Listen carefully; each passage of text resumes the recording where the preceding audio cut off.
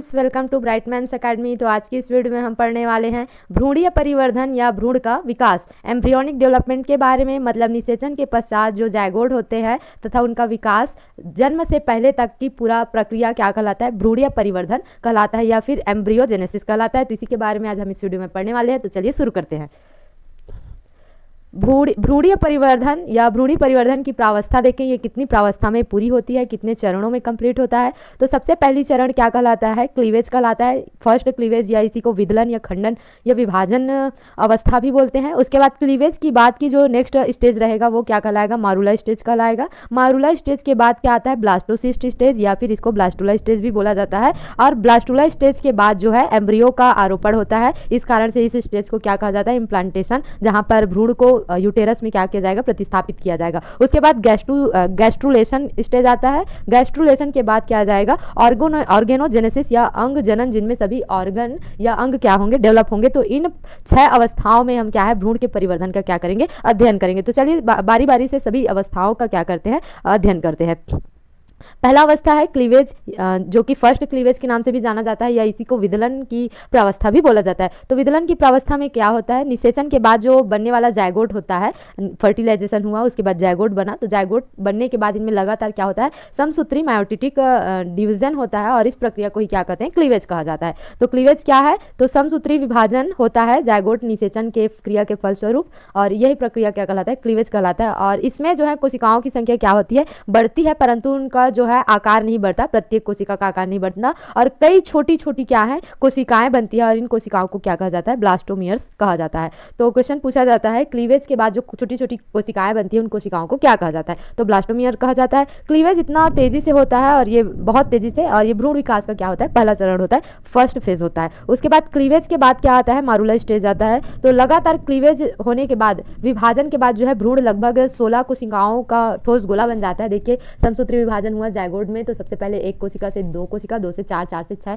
6 से 8, 8 से 16, इस तरीके से लगातार इनमें विभाजन हुआ, क्लीवेज होता गया और ऐसी अवस्थाएं जब भ्रूण जो होता है 16 कोशिकाओं का ठोस गोला बन जाता है, और जिसी को क्या कहा जाता है? मारूला कहा जाता है। क्या कहा जाता है? मारूला कहा जाता है। क्वेश्चन पूछा जाता है कितनी कोशिका वाली अवस्था के भ्रूण को मारूला बोला जाता है? तो 16 कोशिका वाली अवस्था के ठोस गोले भ्रूण को क्या कहा जाता है? मारूला कहा जाता है। और इसका आकार कैसा होता है? तो सहतूत या मलबरी के समान होता है, इसलिए इसे सहतूत अवस्था भी कहा जाता है। मलबरी से क्या बना है? मारूला बना है। तो ये जो होता है भ्रूण के ठोस और कॉम्पैक्ट रूप की क्या होती है? पहली अवस्था होती है। तो यहाँ पर डायग्राम में देख सकते हैं आप सभी, ये लगातार इनमें जायगोट में क्या हो गया? जायगोट ये है, इनमें क्या हो गया? विभाजन हुआ, 2 सेल स्टेज, 4 सेल स्टेज, और इनको क्या कहे? ब्लास्टोमियर्स कहे। और उसके बाद 8 सेल स्टेज आया, उसके बाद 16 सेल स्टेज आया, जिसको ही क्या कहा जाता है? मारूला कहा जाता है। अब मारूला के बाद क्या होता है? तो मारूला के बाद आता है ब्लास्टोसिस्ट या फिर ब्लास्टुला स्टेज आता है। तो मारूला के भीतर क्या रहेगा? एक तरल सी भरी एक गुहा बनना स्टार्ट हो जाएगा, और भ्रूण को ही क्या कहते हैं? इस गुहा वाले भ्रूण को ही ब्लास्टोसिस्ट कहा जाता है। इसमें 3 मुख्य भाग पाए जाते हैं। देखिए मारूला बना, मारूला के बाद उनमें एक गुहा बनेगा,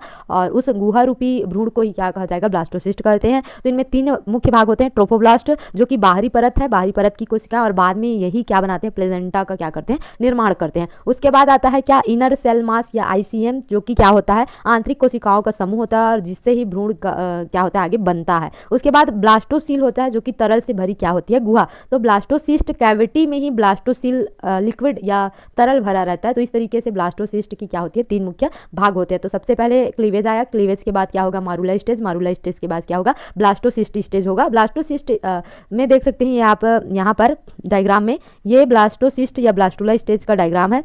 16 सेल के बाद ये बना है क्या? ब्लास्टोसिस्ट। तो यहाँ पर आप देख सकते हैं ये ट्रोपोब्लास्ट है, जो कि बाहर का लेयर है या बाहर की कोशिका का परत है। उसके बाद यहाँ पर देख सकते हैं इनर सेल मास है, यही भ्रूण बनाएगा, और ये वाला बाहर एमनियोटिक झिल्ली वगैरह का क्या करेगा? निर्माण करेगा, जिससे प्लेजेंटा बनेगा। और ये अंदर जो है एमनियन भरा रहता है, एमनियोटिक द्रव्य भरा रहता है। तो ये ब्लास्टोसिस्ट स्टेज भी हो गया। ब्लास्टोसिस्ट स्टेज के बाद आता है क्या? इम्प्लांटेशन, है ना? आरोपण की क्रिया होगी। क्या होगी? आरोपण की क्रिया। तो आप जानते हैं निषेचन हुआ, फर्टिलाइजेशन होने के बाद यहाँ पर देख सकते हैं, फर्टिलाइजेशन होने के बाद क्लीवेज हुआ, क्लीवेज होने के बाद क्या हो गया? मारूला स्टेज आया, मारूला स्टेज के बाद क्या आ जाता है? ब्लास्टुला के बाद अब इसको क्या करना रहेगा? गर्भाशय या यूटेरस के वॉल पे इनको प्रस्थापित करना रहेगा, और यही क्या कहलाता है? आरोपण की क्रिया कहलाता है। क्या कहलाता है, आरोपण की क्रिया। तो ब्लास्टोसिस्ट बनने के बाद इनको गर्भाशय की भीतरी परत जो कि क्या रहता है, एंडोमेट्रियम से जुड़ जाता है और यही प्रक्रिया क्या कहलाता है, इम्प्लांटेशन या आरोपण की क्रिया कहलाता है। और ये कब होता है, तो ये निषेचन के बाद 6वें से 7वें दिन में ही हो जाता है, मतलब 1 सप्ताह के अंतर्गत ही, निषेचन के 1 सप्ताह के अंतर्गत ही जो एम्ब्रियो रहेगा ब्लास्टोसिस्ट, उनका आरोपण कहाँ कर दिया जाएगा, यूटेरस के एंडोमेट्रियम में कर दिया जाएगा। और इम्प्लांटेशन के साथ ही भ्रूण का विकास जो है, या भ्रूण का गर्भाशय में विकास क्या हो जाता है, प्रारंभ हो जाता है। तो ये यहाँ पर आप देख सकते हैं, ये क्या है, वॉल ऑफ यूटेरस है, एंडोमेट्रियम, और ये क्या है, ब्लास्टोसिस्ट है। क्या है, ब्लास्टोसिस्ट, आप सब देख सकते हैं, ये ट्रोपोब्लास्ट है, क्या है, ट्रोपोब्लास्ट, और ये ब्लास्टोसिस्ट कैविटी है जिसमें ब्लास्टोसील नामक क्या है, तरल भरा रहता है, द्रव्य भरा रहता है, और ये क्या है, पूरा इनर सेल मास। तो ट्रोपोब्लास्ट से ही क्या बनेगा, प्लेजेंटा बनेगा, और इनर सेल मास से ही क्या बनेगा, एम्ब्रियो का निर्माण होता है। तो इस तरीके से यहाँ इम्प्लांटेशन का भी प्रोसेस क्या हो जाता है, कंप्लीट हो जाता है। इम्प्लांटेशन के बाद आता है गैस्ट्रुलेशन प्रोसेस, या गैस्ट्रुला का फॉर्मेशन होता है। तो इम्प्लांटेशन के बाद जो रहेगा, भ्रूण में कोशिकाओं का पुनः संगठन होता है, और 3 मूलभूत जो जनन परतें हैं, जर्म लेयर्स बनना क्या हो जाता है, स्टार्ट हो गया। इम्प्लांटेशन हुआ, इम्प्लांटेशन के बाद इनमें 3 जर्म लेयर बनना स्टार्ट हो जाएगा, और इसी प्रक्रिया को गैस्ट्रुलेशन कहा जाता है, जिनमें एक गैस्ट्रुला बनता है। तो 3 जर्म लेयर कौन कौन से हैं, एक्टोडर्म, मेसोडर्म और क्या है, एंडोडर्म। तो एक्टोडर्म से क्या किनका निर्माण होगा, त्वचा बनेंगे, तंत्रिका तंत्र बनेंगे और मस्तिष्क बनेंगे। इस तरीके से एक्टोडर्म से बनने वाली कोशिका ऑर्गन है। उसके बाद मेसोडर्म से क्या क्या बनते हैं, रक्त बनते हैं, अस्थियां बनती है, अस्थि मज्जा बनते हैं, मांसपेशियां, और हृदय का क्या होता है, निर्माण होती है, मतलब हृदय पेशियां भी क्या होने लग जाएगी, बनना स्टार्ट हो जाएगा। उसके बाद एंडोडर्म से कौन सा एंडोडर्म से कौन सा ऑर्गन बनता है, तो पाचन श्वसन तंत्र संबंधित क्या है, ऑर्गन बनना स्टार्ट हो जाता है। तो इस तरीके से 3 जर्म लेयर बनते हैं, और तीनों जर्म लेयर से विभिन्न प्रकार के ऑर्गन बनना स्टार्ट हो जाता है। गैस्ट्रुलेशन होता है। गैस्ट्रुलेशन के बाद अब जो 3 जर्म लेयर बना, तो उनमें स्पॉट हो जाएगी, कलिका बनना स्टार्ट हो जाएगा, और कलिका फिर धीरे धीरे ऑर्गन में क्या हो जाएगा,